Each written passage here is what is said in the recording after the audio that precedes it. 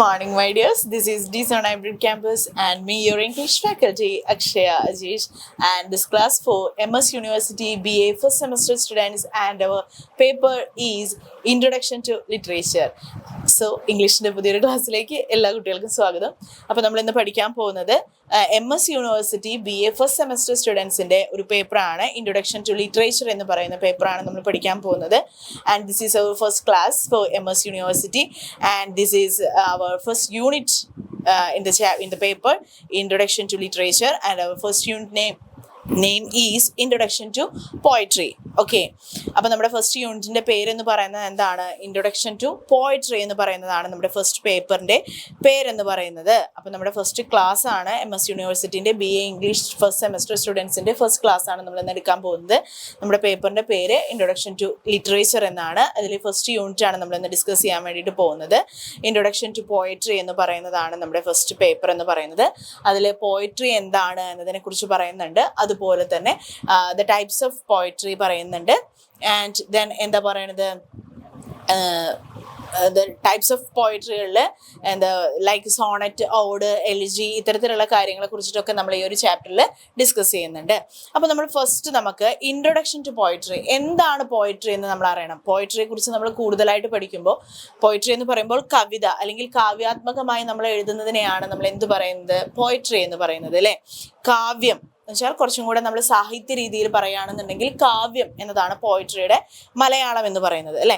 അപ്പോൾ എന്താണ് കവിത അല്ലെങ്കിൽ എന്താണ് കാവ്യം, എന്താണ് പോയട്രി എന്നുള്ള കാര്യം നമ്മൾ അറിയണം. എന്നിട്ടേ നമ്മൾ ടൈപ്സ് ഓഫ് പോയട്രികൾ പഠിച്ചിട്ടും പോയട്രിക്കൽ വർക്കുകൾ പഠിച്ചിട്ടൊക്കെ കാര്യമുള്ളൂ, അല്ലേ?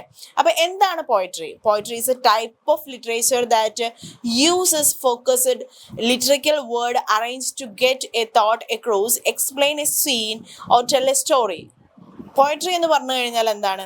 ഒരു കാവ്യം, അല്ലെ? നമ്മുടെ ഒരു പേഴ്സൻ്റെ, അപ്പം ഞാനൊരു കവിത എഴുതുകയാണെന്നുണ്ടെങ്കിൽ എൻ്റെ തോട്ടുകൾ, എൻ്റെ വികാരങ്ങൾ, എൻ്റെ ഫീലിങ്സ്, ഇതൊക്കെ ഞാൻ എന്താണ് ത്രൂ വേർഡ്സിലൂടെ എഴുതി വെക്കുന്നതിനെയാണ് എന്ത് പറയുന്നത്? പോയട്രി എന്ന് പറയുന്നത്, അല്ലെങ്കിൽ കാവ്യം അല്ലെങ്കിൽ കവിത എന്ന് പറയുന്നത്. അതിന് എന്തുണ്ട് എന്നാ പറയണത്? അതിനൊരു ഒരു ടൈപ്പ് ഓഫ് റിതം ഉണ്ടായിരിക്കും, ഒരു ടൈപ്പ് ഓഫ് ലാംഗ്വേജ് ഉണ്ടായിരിക്കും, അല്ലേ? പോയട്രി എന്ന് പറയുന്നത്, നമ്മൾ കവിത എഴുതുമ്പോൾ നമ്മളിങ്ങനെ പറയുന്നത് പോലെ അല്ലല്ലോ എഴുതുക, അല്ലേ? പോയട്രി എന്ന് പറയുമ്പോൾ ഒരു റിതമുണ്ട്, അല്ലെങ്കിൽ അതിനൊരു താളമുണ്ട്, റൈമിങ് വേർഡ്സുകൾ ഉണ്ടായിരിക്കും. അത്തരത്തിലുള്ള പല കാര്യങ്ങളും എന്താണ് പോയട്രികളിൽ നമുക്ക് ഉണ്ടായിരിക്കും. അപ്പോൾ നമ്മുടെ ഒരു പോയട്രി എന്ന് പറയുമ്പോൾ, അല്ലെങ്കിൽ എന്താണ് പോയട്രി എന്ന് പറയുമ്പോൾ, നമ്മൾ ഇംഗ്ലീഷ് ലിറ്ററേച്ചറിൽ ഏറ്റവും കൂടുതൽ നമ്മൾ ഓർക്കേണ്ട ഒരാൾ എന്താണ്? വേർഡ്സ്വർത്ത് ആണ്, അല്ലേ? വേർഡ്സ്വർത്ത് എന്ന് പറയുന്നതാണ് നമ്മുടെ അദ്ദേഹത്തിന്റെ ലിറിക്കൽ ബലാഡിലൂടെയാണ് എന്ത് പറയുന്നത്? ഇംഗ്ലീഷ് ലിറ്ററേച്ചറിൽ പോയട്രിക്ക് ഒരു പുതിയ മുഖം അല്ലെങ്കിൽ പോയട്രിയെ ഒരു പുതിയ തലത്തിലേക്ക് എത്തിച്ച ഒരാളാണ് ആര്? വേർഡ്സ്വർത്ത് എന്ന് പറയുന്നത്, വില്യം വേർഡ്സ്വർത്ത് എന്ന് പറയുന്നത്. അദ്ദേഹത്തിന്റെ ലിറിക്കൽ ബലാഡ് എന്ന് പറയുന്ന വർക്കിലൂടെയാണ് ഇംഗ്ലീഷ് ലിറ്ററേച്ചറിൽ പോയട്രി, കാവ്യം, കവിത എന്ന് പറയുന്നതിന് ഒരു പുതിയ മുഖമാണ് അദ്ദേഹം കാണിച്ചു തന്നത്. അല്ലെങ്കിൽ കവിത എന്ന് പറയുമ്പോൾ ഇങ്ങനെ ആയിരിക്കണം എന്ന്, അല്ലെങ്കിൽ അതിൻ്റെ ലാംഗ്വേജുകൾ എങ്ങനെ ആയിരിക്കണം, അതിൻ്റെ പ്രൊനൗൺസിയേഷൻസ് ഇങ്ങനെ ആയിരിക്കണം, അതിൽ എന്തൊക്കെ കാര്യങ്ങൾ നമ്മൾ അതിൽ ഉൾക്കൊള്ളിക്കണം എന്നൊക്കെ പറഞ്ഞ് ഒരു കവിതയ്ക്ക് ഒരു പുതിയ മുഖം കൊണ്ടുവന്ന ഒരാളാണ് ആര്? വില്യം വേർഡ്സ്വർത്ത് എന്ന് പറയുന്നത്, അദ്ദേഹത്തിൻ്റെ ലിറിക്കൽ ബലാഡിലൂടെ, അല്ലേ?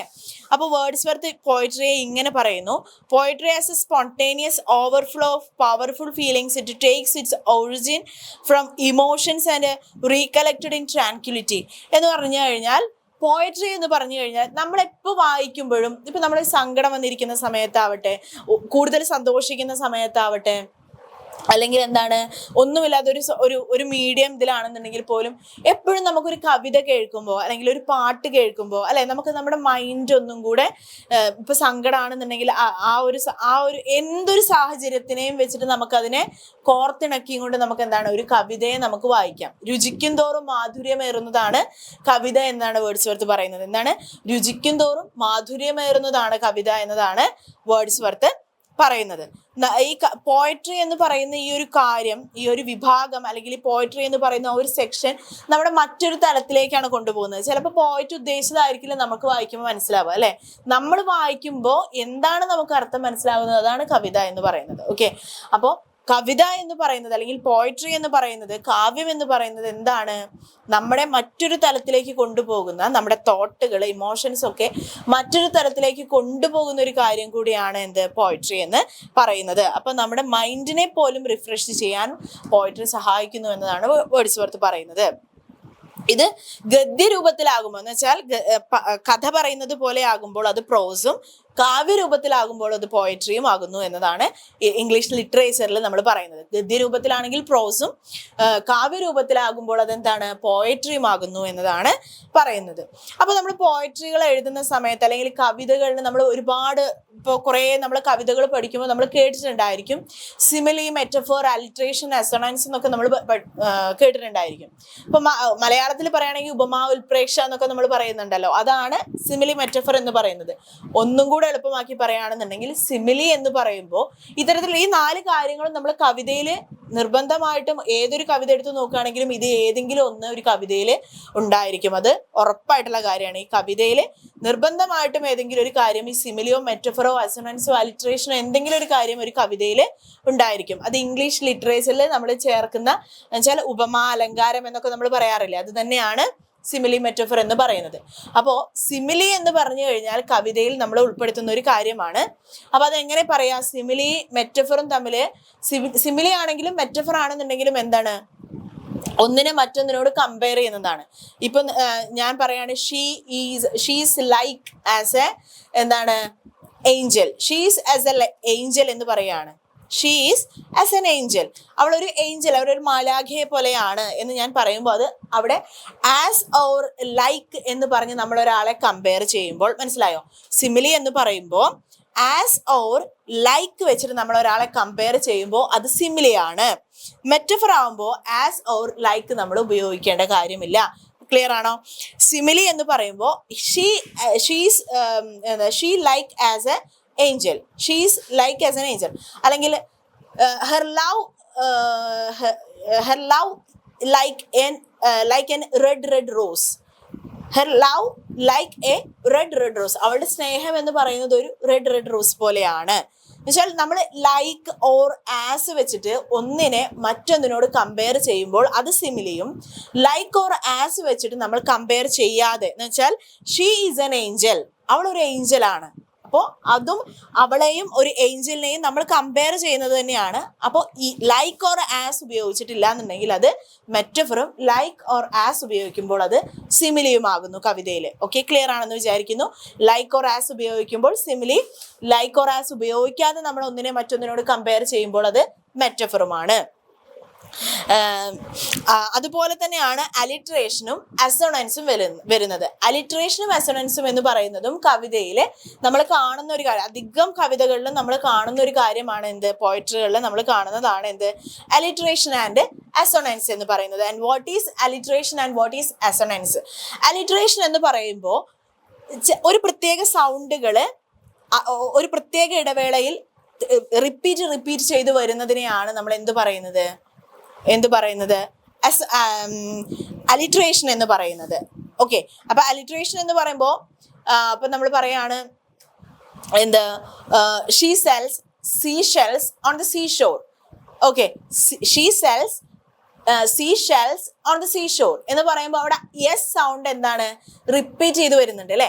അപ്പൊ അത്തരത്തിലുള്ള വാക്കുകളെ കാണിക്കാൻ വേണ്ടിയിട്ടാണ് നമ്മൾ പോയട്രിയിൽ അലിട്രേഷൻ എന്ന് പറയുന്നത് നമ്മൾ ഉപയോഗിക്കുന്നത്. ദെൻ അസൊണൻസ് എന്ന് പറഞ്ഞു കഴിഞ്ഞാൽ ഇത് തന്നെയാണ്, പക്ഷേ ഒരു വേർഡിന്റെ ലാസ്റ്റ് അല്ലെങ്കിൽ ഇതിപ്പോ നമ്മൾ തുടക്കത്തിലാണ് പറഞ്ഞത്.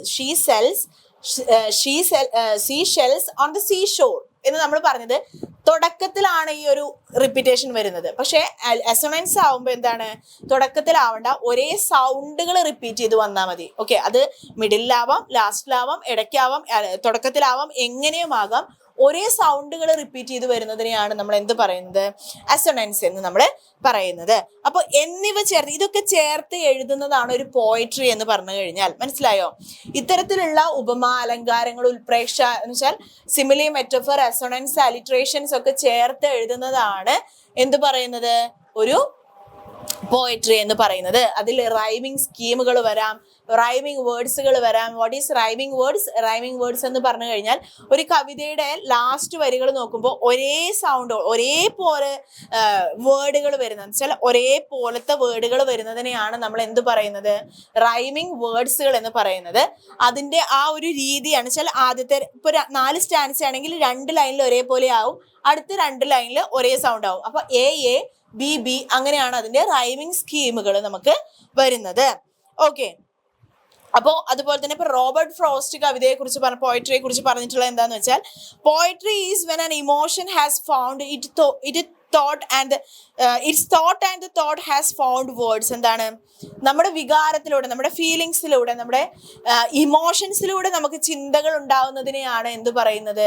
പോയട്രി എന്ന് പറയുന്നത് എന്ന് റോബർട്ട് ഫ്രോസ്റ്റ് പറയുന്നു. എന്താ പറയുന്നത്? നമ്മുടെ ഇമോഷൻസിലൂടെ, ഫീലിങ്സിലൂടെ, അത് എന്ത് തരത്തിലുള്ള ഫീലിങ്സും ആവാം, ലവ് ആവട്ടെ, സാഡ് ആവട്ടെ, എന്ത് ഫീലിങ്സ് ആണെന്നുണ്ടെങ്കിലും ആ ഫീലിങ്സിലൂടെ നമുക്ക്, അല്ലെങ്കിൽ നമ്മുടെ വികാരത്തിലൂടെ നമുക്കൊരു ചിന്തകൾ ഉണ്ടാകുന്നതിനെയാണ് എന്ത് പറയുന്നത്? പോയട്രി എന്ന് നമ്മൾ പറയുന്നത് എന്ന് റോബർട്ട് ഫ്രോസ്റ്റ് പറയുന്നു. ദെൻ നമുക്ക് പോയട്രി പഠിക്കുമ്പോൾ പല തരത്തിലുള്ള പോയട്രികളുണ്ട്, ടൈപ്സ് ഓഫ് പോയട്രി നമുക്ക് പഠിക്കാനുണ്ട്, പല തരത്തിലുള്ള പോയട്രികളുണ്ട്. ദെൻ നമുക്ക് പഠിക്കാനുള്ളത് there are 3 types of poetries and which are they? Narrative poetry, dramatic poetry and lyric poetry. There are 3 types of poetries. ഏതൊക്കെയാണ്? narrative poetry, dramatic poetry and lyric poetry. And first one is narrative poetry. And what is narrative poetry? Narrative poetry that tells a story like a short story, and a narrative poem has a plot, character, a settings and a theme. Narrative poetry എന്ന് പറഞ്ഞു കഴിഞ്ഞാൽ എന്താണ്? നമുക്കൊരു കഥ പറഞ്ഞു തരികയാണ്. ഒരു കഥ പറഞ്ഞു തരുന്നത് പോലെ എന്നുവെച്ചാൽ ലോങ് ആയിട്ടുള്ള ഒരു പോയം ആയിരിക്കും, അതിലൂടെ നമുക്കൊരു കഥ പറഞ്ഞു തരുന്നതാണ് നറേറ്റീവ് പോയട്രീസ് എന്ന് പറഞ്ഞു കഴിഞ്ഞാൽ. എന്ന് വെച്ചാല് എന്താ, ദ റാവൻ എന്ന് പറയുന്നത് എന്താണ്? ഒരു നറേറ്റീവ് പോയട്രിക്ക് ഒരു എക്സാമ്പിൾ ആണ്. പിന്നെ അത് എഡ്ഗർ അലൻ പോ എഴുതിയുള്ള ദ റാവൻ എന്ന് പറയുന്ന ഒരു വർക്ക് എന്താണ്? നറേറ്റീവ് പോയട്രിക്ക് ഒരു എക്സാമ്പിൾ ആണ്. എന്ന് വെച്ചാൽ നറേറ്റീവ് പോയട്രി എന്ന് പറഞ്ഞാൽ narrative poetry is tells A story, ഒരു കഥ പറഞ്ഞു തരുന്നതാണ് നറേറ്റീവ് പോയട്രി എന്ന് പറഞ്ഞു കഴിഞ്ഞാൽ. ദെൻ അടുത്തത് വരുന്നതാണ് ഡ്രമാറ്റിക് പോയട്രി എന്ന് പറഞ്ഞു കഴിഞ്ഞാൽ. Dramatic poetry is a poetry in which the speaker is clearly someone other than the poet. Some of the best dramatic poetry consists of dialogue in which more than one character speaks. എന്താണ് dramatic poetry എന്ന് പറഞ്ഞു കഴിഞ്ഞാൽ? ഒരാള് എന്ന് വെച്ചാൽ like A drama, ഒരു drama പോലെ ഒരാൾ നമുക്ക് ഇങ്ങനെ കഥ പറഞ്ഞു തരുന്നു. അതൊരു കവിത എന്നുവെച്ചാൽ ഒരു കഥ പോലെ നമുക്ക് എന്താണ്, ഒരു ഡ്രാമ നടക്കുന്നത് പോലെ പല ആളുകളുടെ കാര്യങ്ങളും നമുക്ക് ഒരാൾ പറഞ്ഞു തരുന്നതാണ് ഡ്രമാറ്റിക് പോയട്രി എന്ന് പറഞ്ഞു കഴിഞ്ഞാൽ. ദെൻ തേർഡ് വൺ വരുന്നതാണ് ലിറിക് പോയട്രി. ലിറിക് പോയട്രി എന്ന് പറഞ്ഞു കഴിഞ്ഞാൽ നമ്മൾ സാധാരണ കവിതകൾ വായിക്കാറില്ലേ, അത്തരത്തിലുള്ള കവിതകളെയാണ്. The writer express their thoughts and feelings about a subject in a brief but musical way. ചെറുതായിട്ട് അവരുടെ തോട്ടുകള്, ഇമോഷൻസ് ഒരു മ്യൂസിക്കൽ വേയിലൂടെ പ്രസന്റ് ചെയ്യുന്ന കവിതകളെയാണ് അത്തരത്തിലുള്ള പോയട്രികളെയാണ് നമ്മൾ എന്ത് പറയുന്നത്? ലിറിക് പോയട്രി എന്ന് നമ്മൾ പറയുന്നത്. ഇത് സാധാരണ നമ്മൾ വായിക്കുന്ന കവിതകളെയാണ് ഇത്തരത്തിലുള്ള ലിറിക് പോയട്രികളായിട്ട് നമ്മൾ പറയാറുള്ളത്. സോ അപ്പൊ നമ്മൾ ഇന്ന് പഠിച്ചത് എന്താണ് poetry, what is poetry, introduction to poetry ആണ് നമ്മൾ പഠിച്ചത്. എന്താണ് പോയട്രി എന്ന് പറഞ്ഞു. പോയട്രി എന്ന് പറഞ്ഞു കഴിഞ്ഞാൽ എന്താണ്? നമ്മുടെ ഇമോഷൻസിനെ, നമ്മുടെ ഫീലിങ്സിനെ ത്രൂ വേർഡ്സിലൂടെ ഒരു ഫ്ലോയിൽ എന്ന് വെച്ചാൽ ഒരു മ്യൂസിക്കൽ വേയിൽ എഴുതുന്നതിനെയാണ് പോയട്രി എന്ന് പറയുന്നത്. അത് എന്താ പറയുന്നത്? ഗദ്യരൂപത്തിലാകുമ്പോൾ എന്ന് വെച്ചാൽ കഥാരൂപത്തിലാകുമ്പോൾ അത് പ്രോസും, പദ്യരൂപത്തിലാകുമ്പോൾ അത് കവിതയും പോയട്രിയുമായി മാറുന്നു. അതുപോലെ തന്നെ കവിതകൾ എഴുതുമ്പോൾ അതിൽ സിമിലി, മെറ്റഫർ, റെസൊണൻസ്, അലിട്രേഷൻ എന്നിവയെല്ലാം കൂട്ടിച്ചേർത്ത് ഉണ്ടാക്കുന്നത് അല്ലെങ്കിൽ കൂട്ടിച്ചേർത്ത് എഴുതുന്നതിനെയാണ് നമ്മളൊരു പോയട്രി എന്ന് പറയുന്നത്. ആൻഡ് നമ്മൾ അടുത്തത് പഠിച്ചത് there are 3 types of poetry ഉണ്ട് എന്ന് നമ്മൾ പഠിച്ചു. which are they? Narrative poetry, dramatic poetry and lyric poetry. Narrative poetry എന്ന് പറഞ്ഞു കഴിഞ്ഞാൽ ഒരു കഥ പറഞ്ഞു തരുന്നതാണ് നറേറ്റീവ് പോയിട്രി എന്ന് പറഞ്ഞു കഴിഞ്ഞാൽ ഒരു കഥയിലൂടെ എന്ന് വെച്ചാൽ ആ പോയത്തിൽ ഒരു കഥ ഉണ്ടായിരിക്കും, ആ കഥ മുഴുവനായിട്ട് പറഞ്ഞു തരുന്നതിനെയാണ് നരേറ്റീവ് പോയിട്രി എന്ന് പറയുന്നത്. ഡ്രമാറ്റിക് പോയിട്രി എന്ന് പറഞ്ഞു കഴിഞ്ഞാൽ ഒരു നാടകം പോലെയുള്ള കവിതകളായിരിക്കും, പലതരത്തിലുള്ള ആളുകളും അതിലുണ്ടായിരിക്കും, അവരുടെ കഥയൊക്കെ ഒരാൾ നമുക്ക് പറഞ്ഞു തരുന്നതിനെയാണ് ഡ്രമാറ്റിക് പോയിട്രി എന്ന് പറയുന്നത്. ദെൻ ലിറിക് പോയിട്രി എന്ന് പറഞ്ഞു കഴിഞ്ഞാൽ റൈറ്ററുടെ തോട്ടുകള്, ഇമോഷൻസ് എല്ലാം ത്രൂ വളരെ ബ്രീഫായി ഒരു മ്യൂസിക്കൽ വേയിൽ എക്സ്പ്രസ് ചെയ്യുന്നതിനെയാണ് ലിറിക്കൽ പോയിട്രി എന്ന് നമ്മൾ പറയുന്നത്. സോ ഓക്കെ, ഇനി അടുത്തതായിട്ട് നമുക്ക് പഠിക്കാനുള്ള ഡിഫറെൻറ്റ് ഫോംസ് ഓഫ് പോയിട്രി ആണ്. അത് നമ്മൾ അടുത്ത ക്ലാസ്സിൽ ഡിസ്കസ് ചെയ്യുന്നതായിരിക്കും. സോ ഇന്നത്തെ ക്ലാസ് നിങ്ങൾക്ക് മനസ്സിലായിട്ടുണ്ടാവുമെന്ന് വിചാരിക്കുന്നു, യൂസ്ഫുൾ ആയിട്ടുണ്ടാവുമെന്ന് വിചാരിക്കുന്നു. Thank you.